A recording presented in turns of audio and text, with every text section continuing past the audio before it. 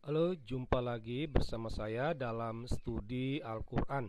Sebelum kita lanjutkan pembahasan kita, kami mohon dukungannya untuk mengklik tombol-tombol yang ada di layar kaca Anda. Studi Al-Quran kita membahas tentang surah Muhammad ayat 8.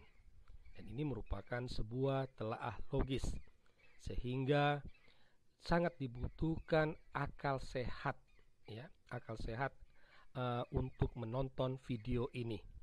Peringatan keras, yang tidak punya otak dilarang menonton video ini. Jika kita membuka Al-Quran surah Muhammad ayat 8, maka kita menemukan kalimat sebagai berikut. Dan orang-orang yang kafir, maka celakalah mereka, dan Allah menghapus segala amalnya. Apa yang tertulis di layar kaca Anda ini diyakini 100% oleh umat Islam sebagai wahyu Allah. Jadi, kalimat ini ya merupakan perkataan Allah yang disampaikan kepada Muhammad. Nah, memang bahasanya terlihat buruk, namun orang dapat dengan mudah memahaminya. Apa yang dikatakan Allah ini dapat dimaknai bahwa orang kafir akan mendapat celaka dan Allah akan menghapus segala amalnya. Inilah kurang lebih makna ya atau arti dari wahyu Allah ini. Nah, kalau kita membaca apa yang tertulis ini dan coba kita refleksikan, maka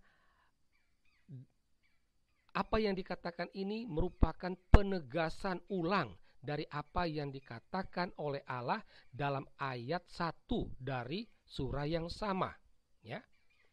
Nah, dan kalau kita membandingkan ayat 1 yang di bawah ini dengan ayat 8 yang di atas, tampak sekali adanya sikap benci terhadap orang kafir, ya. Jadi ada kesan Allah umat Islam ini sangat benci terhadap orang kafir. Karena Allah tidak puas cukup memberi celaka kepada orang kafir, tetapi menghapus juga amal mereka. Kebencian Allah terhadap orang kafir ini dapat kita temukan dalam wahyu Allah di surah-surah yang lain, ya. Misalnya dalam surah Al-Furqan, di sana dapat terlihat bahwa awalnya Allah baik, ya. Dia memperlihatkan segala amal, tetapi kemudian dia menghancurkan, ya. Ini ibaratnya orang suka memuji-muji, sesudah itu menjatuhkan, ya.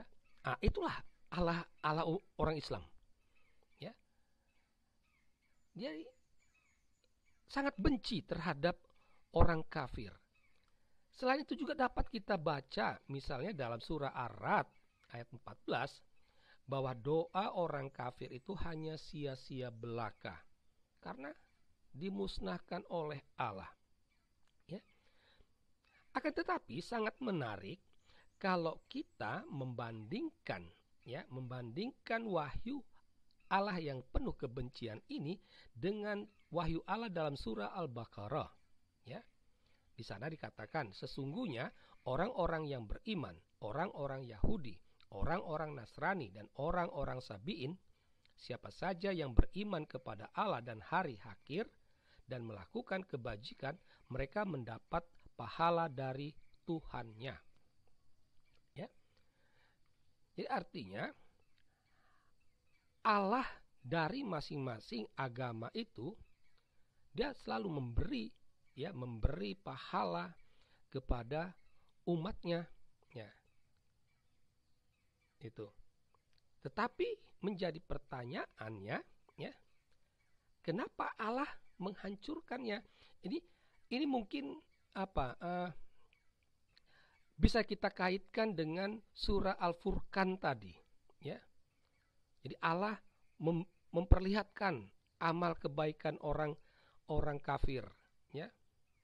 Jadi dia membiarkan Tuhannya orang Yahudi, Tuhannya orang Nasrani, orang Sabi'in memberi pahala kepada umatnya. Sesudah itu Allah menghancurkannya seperti debu.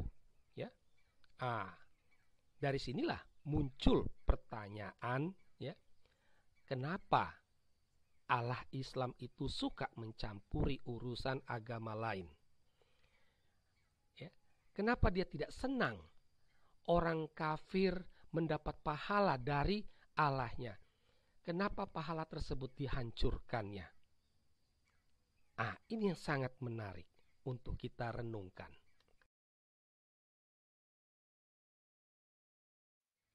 Dari ulasan di atas, ya, kita akhirnya menemukan kesan, ya, sekaligus pesan baik untuk umat Islam maupun umat non-muslim. Ya. Tampak jelas bahwa wahyu Allah ini, surah Muhammad ayat 8, membawa umat Islam jatuh ke dalam kesombongan.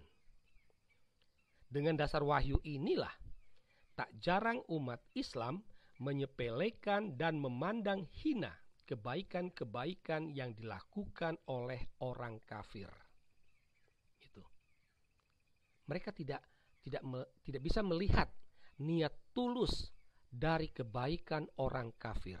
Selalu dicurigai bahwa Allah akan menghancurkannya. Ya. Surah Muhammad ayat 8 membuat umat Islam ambil bagian dalam kebencian Allah terhadap orang kafir. Masa Allahnya sendiri membenci orang kafir sementara umatnya tidak? Kan lucu, ya.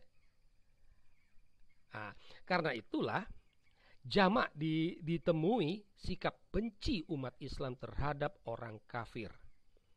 Dan kita seringkali melihat umat Islam menebarkan kebencian di mana-mana.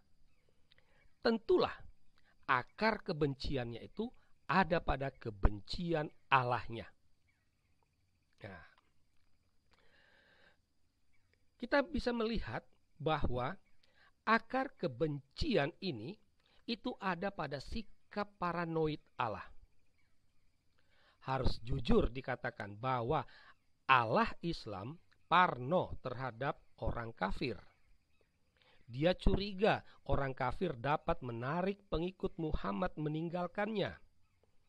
Karena itulah Allah Islam ini akhirnya menanamkan kesombongan terhadap umat Islam dan kebencian terhadap non-muslim. Yang menarik, umat Islam pun tidak hanya ambil bagian dalam kebencian Allah, tetapi juga sikap paranoid Allah. Maka tidak heran ada ustadz dalam ceramahnya mengatakan lagu naik-naik ke puncak gunung ini merupakan bentuk kristenisasi, ya. Palang merah itu merupakan salib, ini bentuk kristenisasi, ya, sehingga akhirnya diubah menjadi bulan sabit merah. Ini sikap paranoid, ya, yang umat Islam, dan akarnya ada pada sikap paranoid Allahnya. Jika membandingkan dengan wahyu Allah lain yang menyatakan bahwa kebaikan orang kafir diganjar pahala oleh Tuhannya, maka surah Muhammad ayat 8 hendak menegaskan superioritas Allah Subhanahu wa Ta'ala di atas Allah yang lain. Allah Islam mau membuat Allah-Allah orang kafir tak berkutik di hadapannya. Terkesan ada nada kebencian dari Allah Subhanahu wa Ta'ala terhadap Allahnya orang kafir.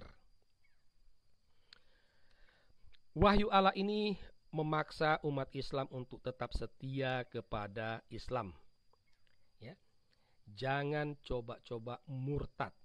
Karena jika murtad, ya, selain dapat dibunuh sebagai bentuk celakanya, amal kebaikannya pun menjadi sia-sia. Inilah 5 poin kesan dan pesan. Kalau kita memperhatikan 5 poin ini, tampak jelas kesombongan dan kebencian begitu dominan.